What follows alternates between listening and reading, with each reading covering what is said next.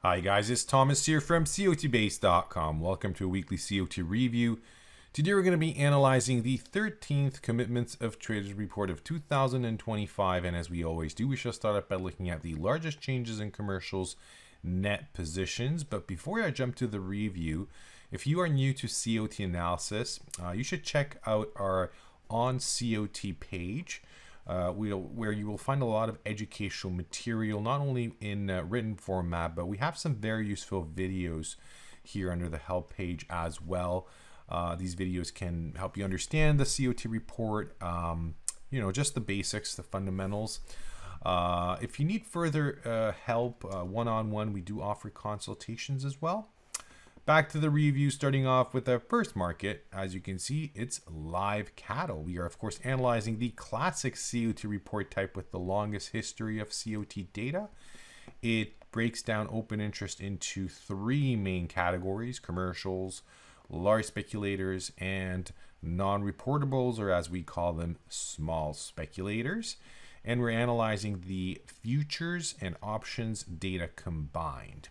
Okay, so we have a 20% change in commercials net positions in live cattle. This is a bearish COT change signal suggesting weakness coming early next week. If you measure the change size, just eyeballing it, you can see that it is definitely amongst the largest changes in the past.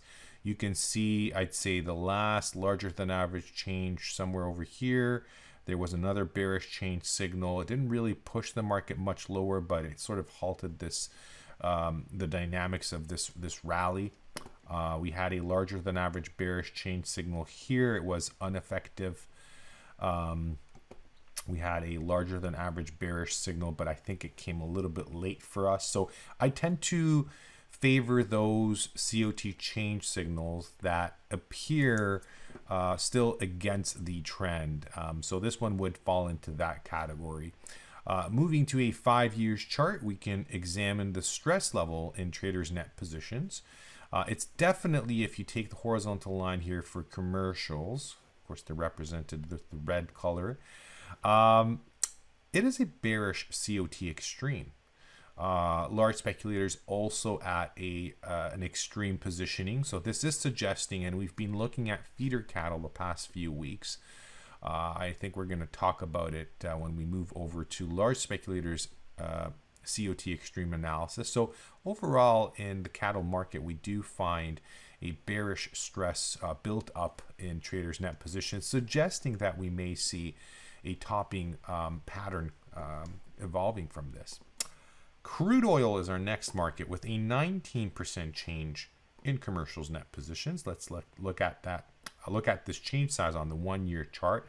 It's larger than average, but we do see larger changes more often. They are, I'd say, larger than this, and I don't like the fact that it's coming, so a bullish change signal when there's actually a rally happening. So it's not something that I would act upon. I mean, we can consider it to support the further increase in prices. Moving to a 5 years chart, we are leaning towards the bearish side when it comes to stress level analysis. The next market is platinum, 15% change over here. Again, it is a bullish COT change signal, but nothing huge. It does suggest some strengthening early next week. Moving to a 5 years chart, you can see that we do not have a clear bullish or bearish COT extreme. If we look at commercials net positions and of course the horizontal line here, you can see where this current net position value is compared to the past 5 years. It's more or less in between the most bearish COT extreme levels and the most bullish extreme levels. The same is of course true for large speculators. So not the best signals in platinum. I would move on, searching for other markets, other opportunities. And here you go. I told you there is a bearish extreme in cattle market, feeder cattle all time. So never in the history of COT data for feeder cattle have we seen such an extreme, right? The only thing I would be cautious about when I see something like that, and commercials who are of course hedging this market are heavily net short, is I just don't want this to evolve into a commercial capitulation, meaning the margin calls that these participants get could force the liquidation of those short positions, further fueling the rally. So that's something we should keep in mind. Another interesting fact about livestock markets that I've been sharing with you, but for those who are just joining in to this video, a lot of commercial participants, due to the size of their trades, they do not fall into the commercial category. So they don't reach those reporting limits that CFTC puts out there. So they tend to correlate small speculators with commercials, which is not the case in other markets. I'm just putting that out there so you don't be surprised. That's why just looking at this color code, one might think, oh, why is it that we have a green color here in small speculators? That just comes from the system. It's going to do the regular coloring. But we need to know that in case of livestock markets, a lot of small speculators are actually commercials, just they don't trade in large volumes.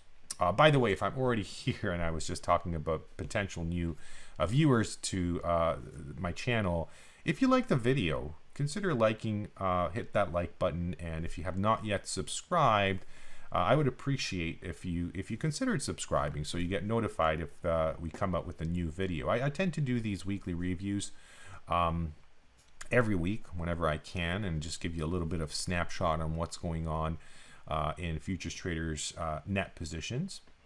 Moving to our next market, the Euro British Pound currency pair futures contract.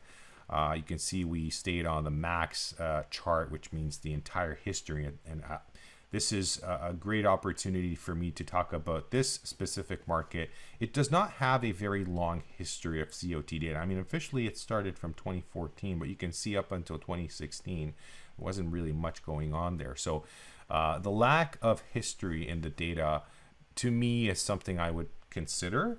If you do trade this pair, then consider